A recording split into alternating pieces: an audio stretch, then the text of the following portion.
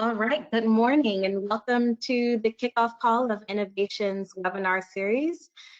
We hope to continue to provide the talent development community with many more webinars and useful content around e-learning and talent development technology.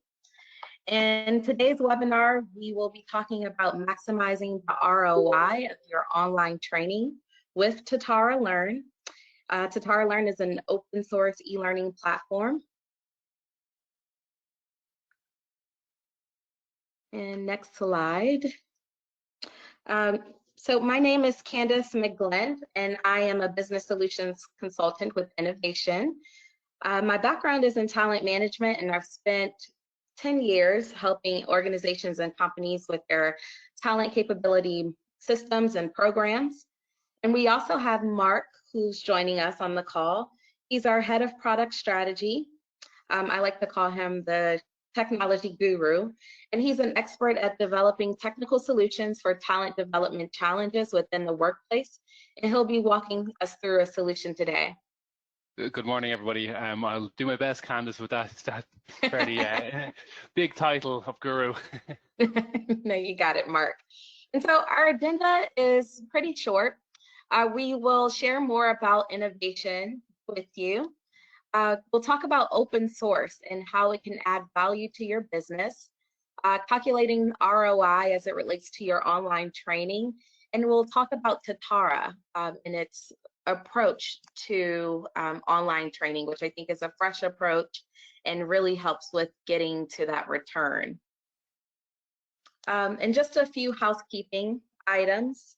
The webinar should be about 30 minutes long, and there is a chat feature. It should be on the side or at the top. There's a bubble. Feel free to ask questions throughout the webinar, and we will answer them as best as we can. And so to kick things off, I have a question for you all. So I hope you're ready to participate. What is your greatest challenge to getting the most value out of your online learning? What is your greatest challenge? I've worked with clients that maybe it was related to reporting and not being able to get to track, maybe it's strategy. What is your greatest challenge? I see Terry is saying people. It's a relatively simple question, Candice, to start people off. Yeah. I think it's obviously a big question. Training kind of encompasses a lot of different facets, and I think what we're trying to do here is also trying to understand what does value mean to people. So Terry, yeah, you mentioned people here. Maybe you can expand a little bit on that.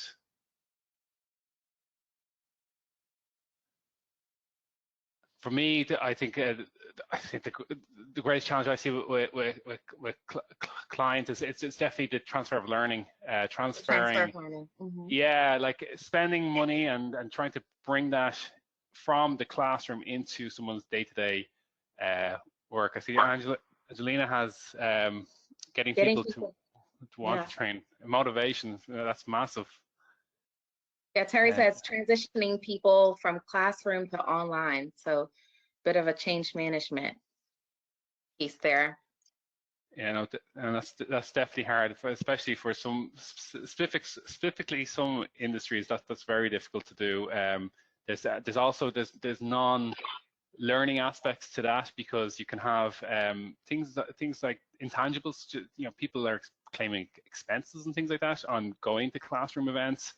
Mileage, all that sort of good stuff, and transitioning to online means that some of that stuff will go away. So that can be really difficult. There's a big cultural thing there as well. For sure. Well, thank you all for your input on that question. I think we got some things moving, getting people to stop what they're doing and engage in online learning. Yeah, and so I hope that today, as we go through our presentation, we could certainly speak to some of the solutions that we have. So next slide. Enovation has been around for over 15 years. We are a one-stop shop for all your e-learning needs. And I personally love our approach to, how we approach problems and into e-learning, it's because we focus on the problem first and then build a solution around that. Oftentimes when it comes to e-learning products, like a traditional LMS, you're almost forced to fit your needs into an already established solution. So innovation is problem first and designing solutions around that. We have over 200 clients across the world with offices in Ireland, France, Poland, and here in the US.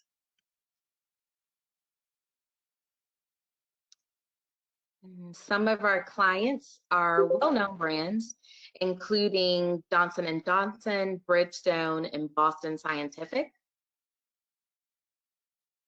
And we offer an array of open source e-learning solutions, including Moodle, which you can find more in the academia world, Totara, which is what we'll be focusing on today. And we also have a talent management and competency platform that Enovation has designed to, which will help with career planning and talent mapping. And so I used and mentioned open source, and I just want to check the pulse of the audience we have here. When I say open source, what does that mean to you? And you can add that in the chat box. What is open source? Go ahead, Mark. No, I was just going to say it's a great question, Candice, because it's to me it's a very technical term, so it'd be good to kind of see what that means for our audience here, because it comes from obviously the technical world or the coding world. So it doesn't, you know, but it has kind of much further reach than just the computer science world, I suppose. Yeah, it was a scary term when I first heard it. Now I love it. It's flexible. Yeah. Yes. Any others? Developed by the community. And I think that's key, absolutely key, because it's something that we're going to talk about, and that's one of the reasons why we believe that open source gives such bang for buck, essentially. Yes, precisely. So if you go to the next slide, Mark, and continually improved upon, that's a perfect one, Angelina. Yes. So open source versus proprietary, I like to talk about this because I do think that it's a big distinction, and especially as we're talking about returns on investment of our online training. So at Enovation, I think we believe heavily in removing barriers to learning, and open source, like many of you have alluded to in the chat, is about innovation. In fact, we found that nearly 80% of companies outside of the US have already moved to this open source technology for their learning platforms because of all the value that it adds and the scalability. So just like this graphic shows, open source is almost like an open box solution. The possibilities are endless in terms of the tools that it's able to integrate with. And then the proprietary solution, on the other hand, is pretty rigid. It's a closed system that was developed by a closed group of individuals in an organization. There's the minimal scope for innovation. Oftentimes, customization is more of a headache than not to get any changes made to the system. I've worked with a lot of clients that they end up developing a lot of workarounds in their organizations because it's cheaper or less costly to just develop a workaround, but then that becomes its own issue. With proprietary systems, there's also a license fee and subscription model most of the time. And again, the biggest piece is just it's not scalable to the speed at which your organization is growing. And we know change is inevitable, and it's something that happens a lot of times, all the time. And so, Angelina, you mentioned developed by the community with open source, and that's exactly what it is. You have a community of engaged users who are there to support through blogs and forums, constantly developing and creating new ways to innovate the tool. There's the flexibility to innovate and design the user face that you want the way that you want it. And then it's more about the annual management and support for fees versus a license fee. And again, it's scalable. Mark, did you have anything to add here?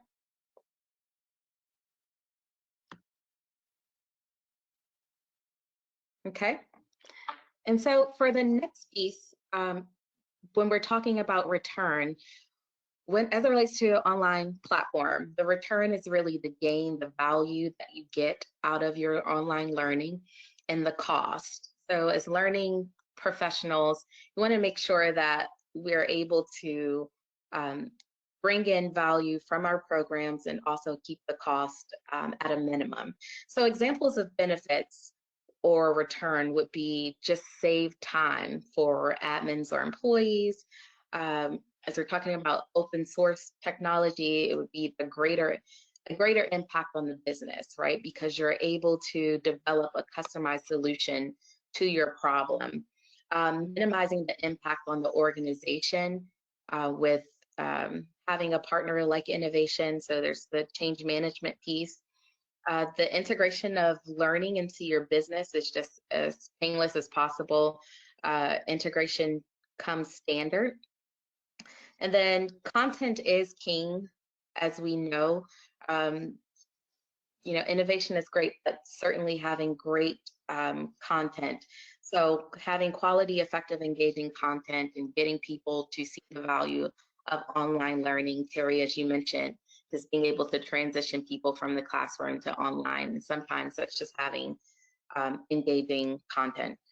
And when we're talking about the cost, it's the overall cost of the platform, the total cost of ownership, and the opportunity cost of being locked in the platform.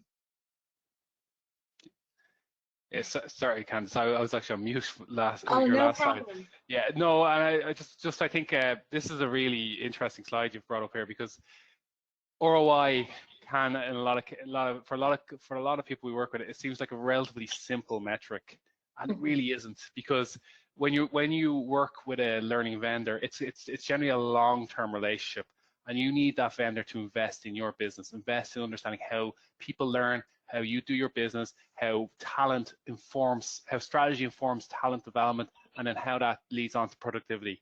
And if you and all these components is all the kind of return you get from the investment on both parties, from the vendor and from the client in the relationship.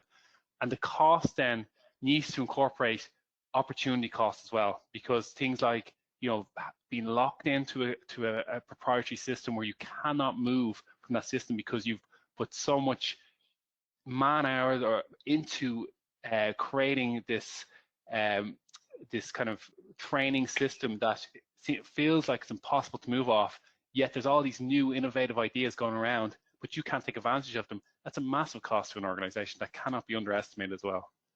Yeah, and it's the term that you use, Mark, being locked in. That really sits with me, because as we go into the next portion and we talk about Totara, I think that term locked in is a good contrast to what it feels like when you're considering an LMS and a platform and a vendor, and like you said, there's all this innovation that's happening around you, all this change, but you're locked in to a decision you made maybe 2 years ago.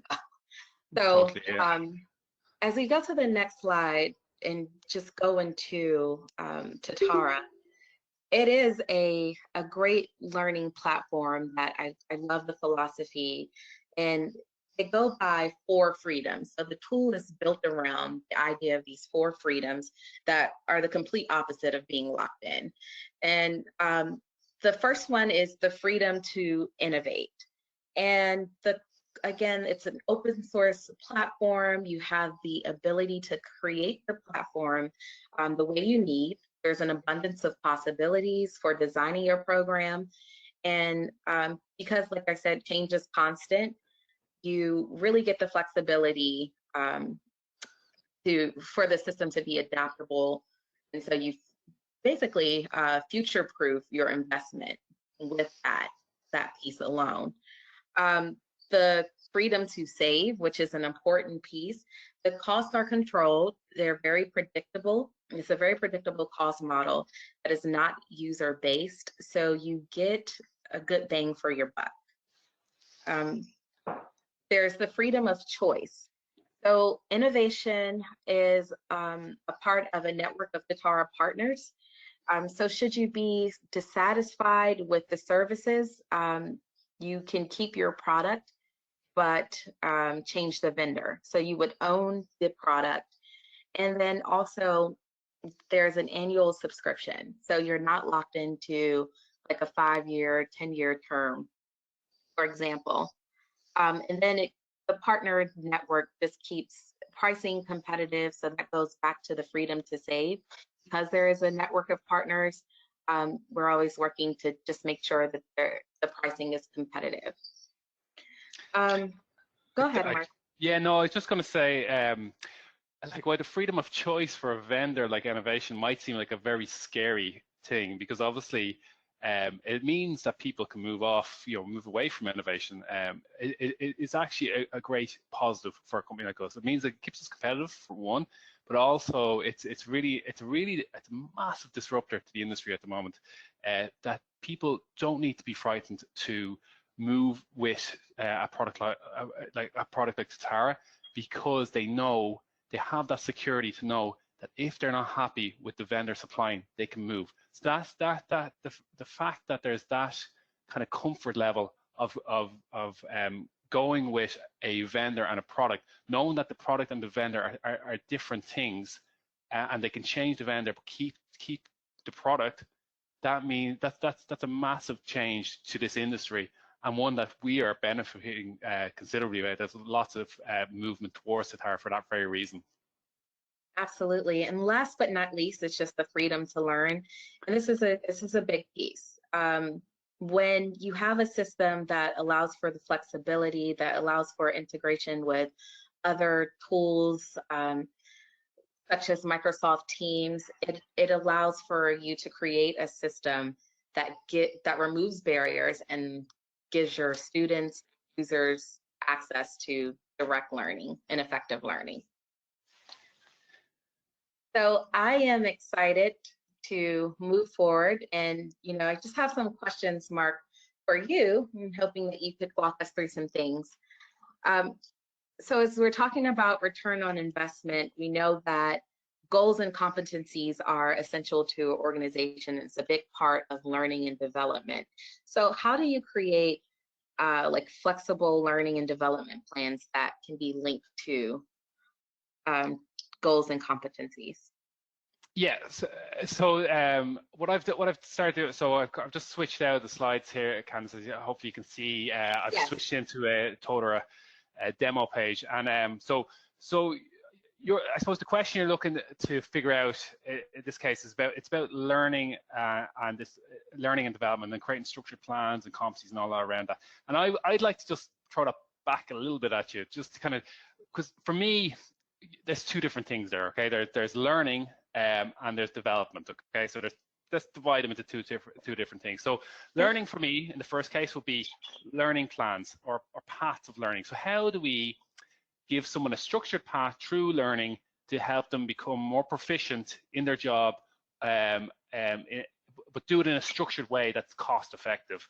And when I think of things like simple things like orientation come to mind, where you have a new person coming into the company and we want them to get up to speed really quickly, so they know how to do their job and they understand the culture they sit in now, and they know who the person to go to for this and that, and they know what the policies and things that are around that are. And obviously what we want to do with that is we want to make it super efficient, and we want to get people into that learning, get that learning done, and get them out as quickly as possible, so that they're working and being as productive as possible.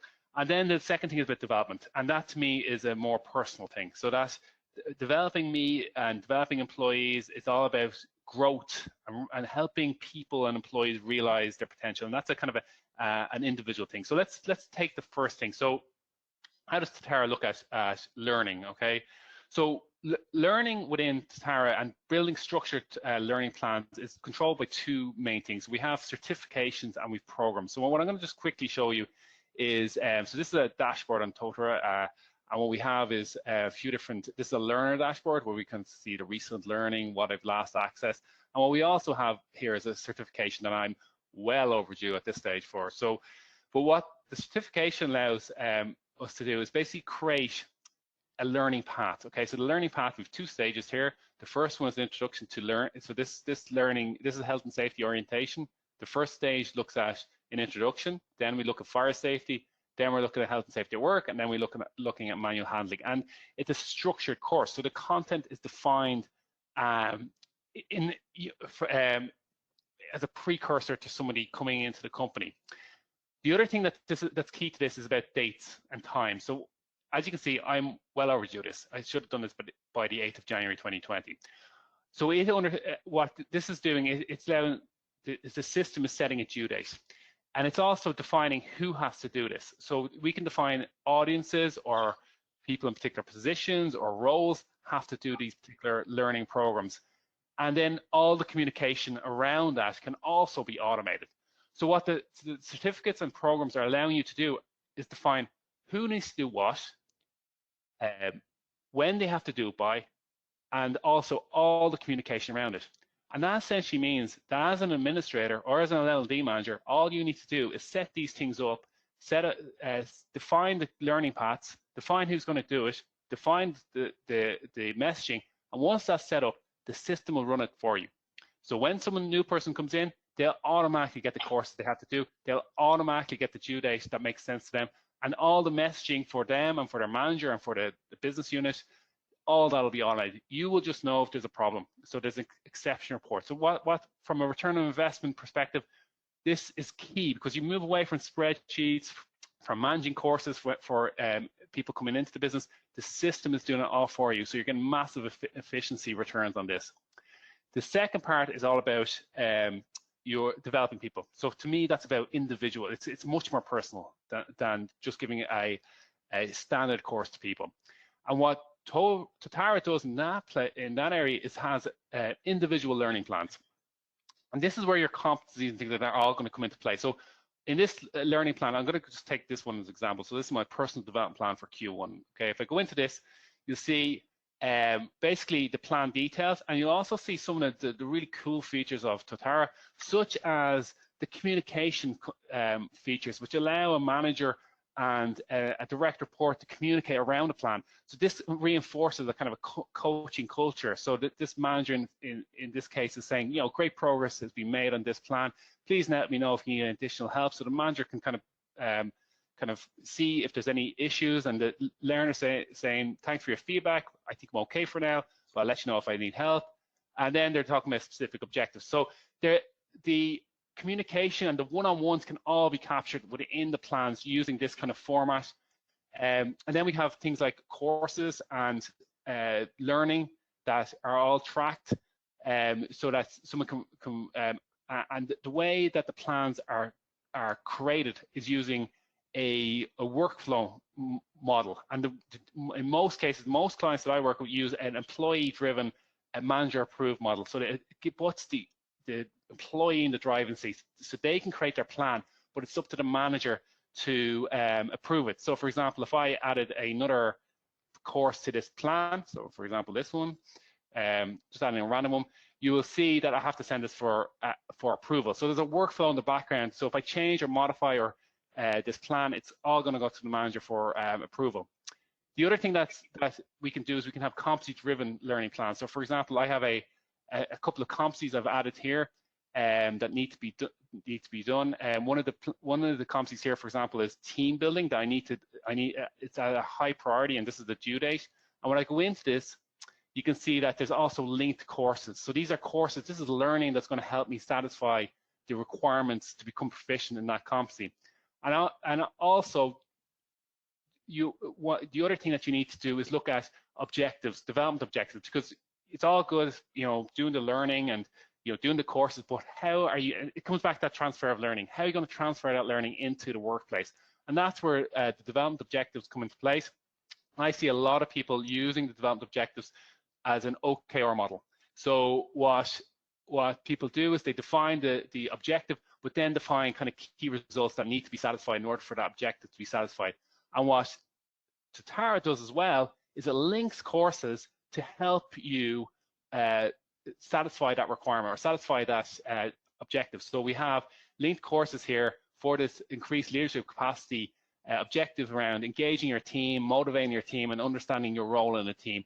And you can also link any evidence. So if there's a particular thing that you did, so you went on an external course, you can link evidence into the objective so that your manager can review and can sign off that you've satisfied that that requirement. So essentially, I know I went on a bit of a long-winded answer for you, Candice, but to me it's two different things. But I think the flexibility is there, and we can kind of mold the platform around the requirements of the organization in that regard. Yes, that's great. Thanks for sharing and making that distinction. How do you assess learner progression within the system? So this, to me, okay, so I suppose if we do a little bit of a history lesson of Totara. So Totara is based on a platform called Moodle, and Moodle is the biggest learning management system out in the world. It's also one of the longest standing and best learning management system to track learner progression, because it's used a lot in academia. So let's look what that means. Okay, so if we take, for example, this course here, my Introduction to Health and Safety. So this is a basic course I kind of created, which has a few different sections. So we have a pre-work section where we come along, we look at a video, we do a SCORM lesson, and then we do a seminar and assessment and so on. So progression means different things for different activities. Okay, so for looking at a video, it might be that you've reviewed the video, but for something like a learning interactive component. So this is some learning management, some learning content we developed for a client. It might be not only that they have reviewed all the content, but they have engaged with some sort of VR activity or headset where they've had to look for risks within a real life workshop. So this is basically a health and safety learning content that is looking at workshop safety. So different things will have different elements of what does it mean to be complete. And what you can do with that then is you can also create prerequisites around the content. So you might be able to go into the seminar until you've completed the pre-work. And all these components are there for you so that you can make sure that when someone books onto one of these seminars, this is a seminar booking system here, then once someone's finished the pre-work, they are only able to do that once they have completed the pre-work. So basically, to answer your question, progression means different things to different things. There's a wide range of activities that are in the platform, and it basically has the flexibility to cover and to cover that kind of all the different nuances in those different activities. That's great. I'm going to pause here to see if there are any questions. I see that Terry says, so learning plans are learner driven.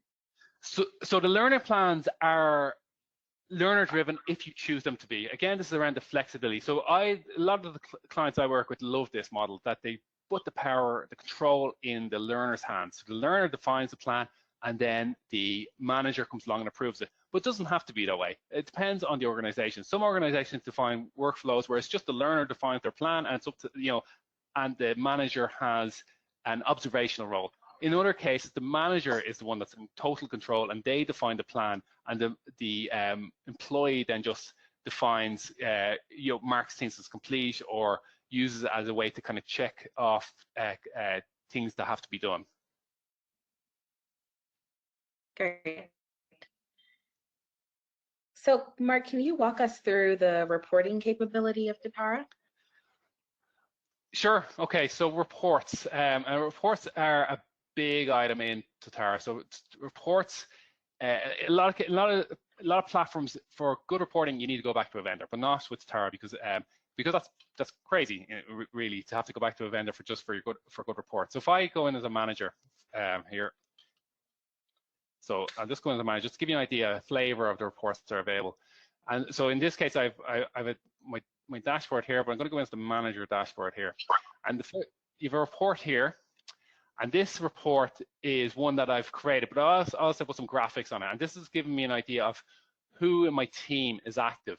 And there's obviously data behind this. So if I click on the report, it's a relatively simple report that's giving me an idea of who's completed courses, who's got courses in progress, and those that are not yet started. But it gives you an idea that there is there's a report capability here that you can define what you want, and also graphics on top of that. The reports within Totara range, and I'll quickly show you how to create reports, but you can define what reports are to be shown and who should see them. So the managers in this case have access to 5 different reports. And an example of a report that we see a lot of cases that people want is around face-to-face sessions or seminars, because people need to know if people are going to be unavailable for work. So managers need to know if people are going to be off at a training session, and they need to be able to manage resourcing accordingly. So this is a common report that we do for a lot of people, we show, I suppose, we can these reports for a lot of people, but there are reports that obviously the client creates. One thing I'm just going to point to is schedule reports. Again, this is about efficiency. So a lot of reports that are created, people don't want to have to log into the platform to see them. They want to get them on a Monday morning in their inbox, and this is easily done because essentially the reports can be scheduled and they can be sent to my inbox on a regular basis. Just while I'm here, I might as well just show how easy it is to create reports. I'm just going to log in as the administrator here. And to create a report, it's simple as create a new report, select the source. So basically, this is where the data is going to come from. So I'm going to say course completion, and I'm going to call this courses. And when I create the report, you'll see how simple the interface is. If you've used Excel, you'll know how to use this.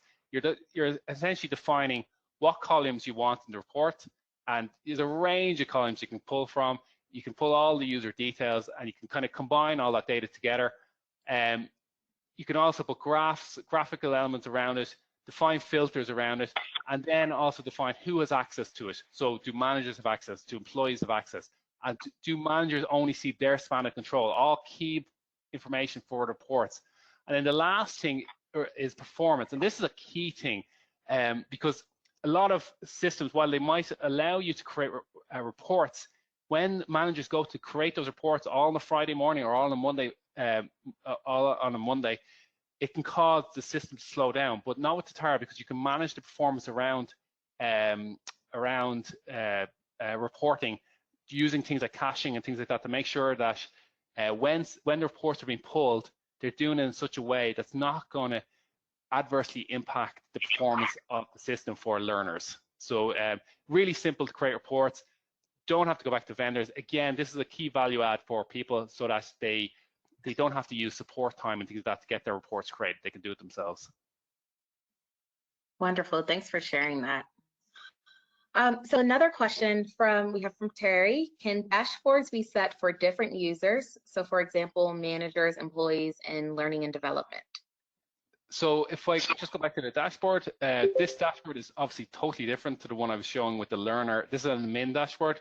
So everybody can have a different dashboard and they are customizable. So we can create different audiences within the system and we can use rules to do that.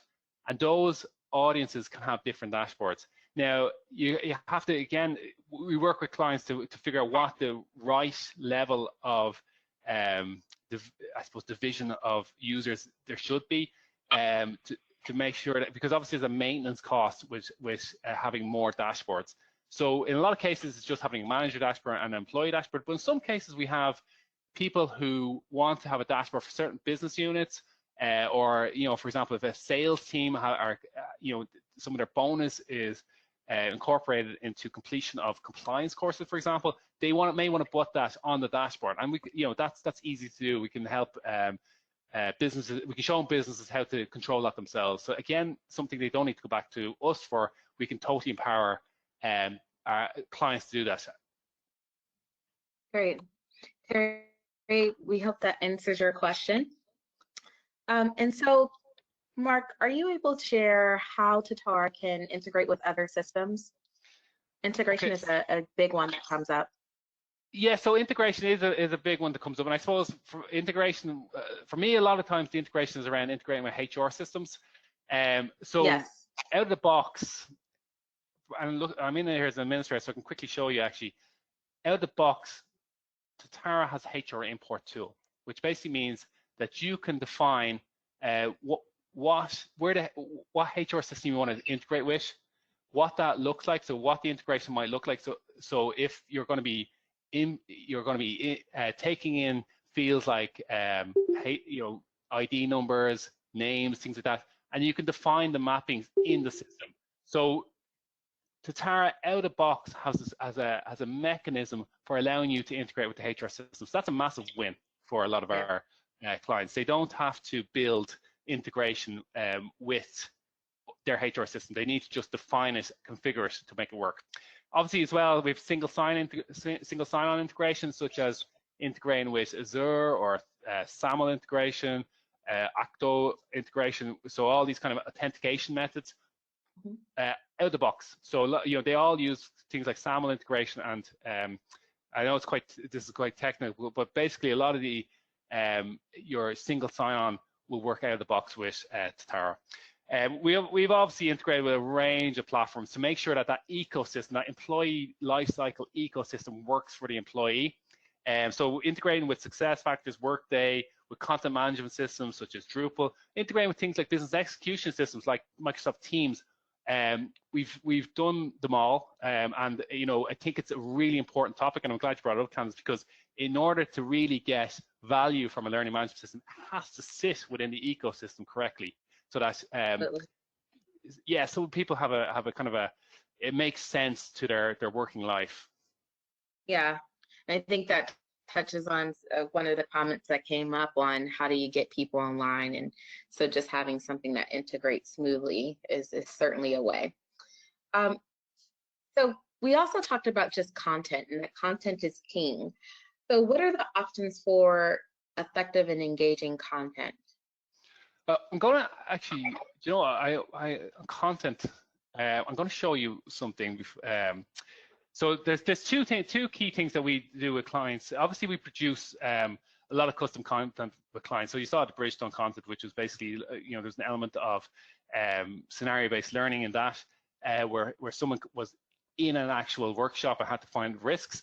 But there's that, we work with a lot of clients to do that kind of custom high-end content, but you don't need to spend a lot of money to get high-end content these days. H5P is something that comes out of the box with Totara. It's a platform that allows you to take a video, for example, that you might have, and overlay questions. So this is an example. I'm just going to mute it here.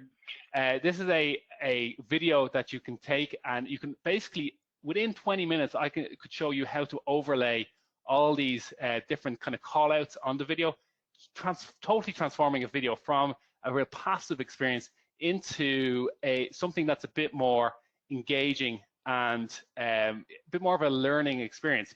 And the reason why this is important, because we asked about how do we monitor progression before, and this is key for progression, because videos are traditionally very difficult to figure out progression.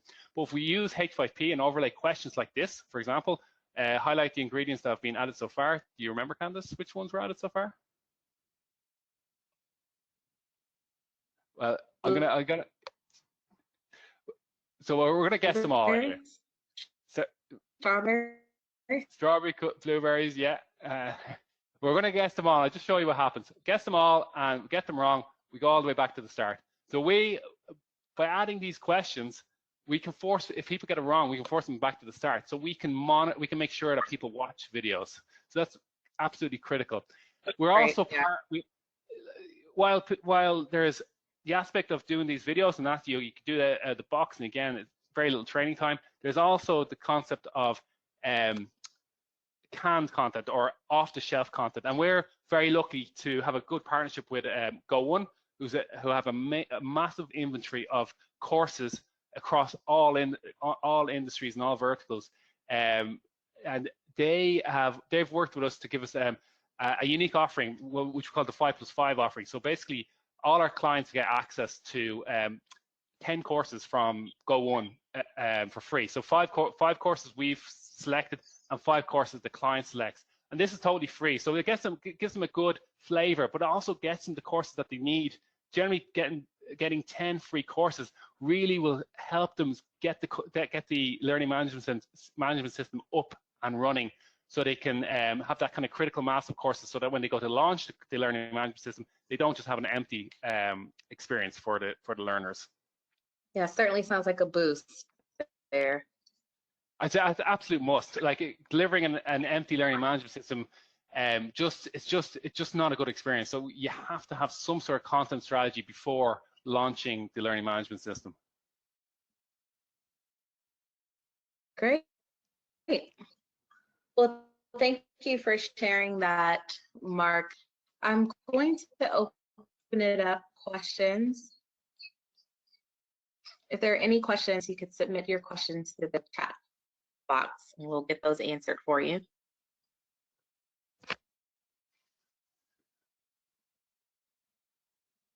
I would say silence is compliance. So if there's no questions, well, if you have any questions, yeah. And if there are any questions that come up, my email address is here. I really would love to hear from you. And then, as we stated, we will be doing more webinars. So if you have any just suggestions on what you would want to hear from us, we'd be willing to implement your ideas. So send me an email at candice.mcglenn@innovationsolutions.com. Mark, thank you so much for your time and walking us through those questions. And thank you all for joining us today. Thanks, Candice. Take care. Thank you, everybody. Bye-bye. All right.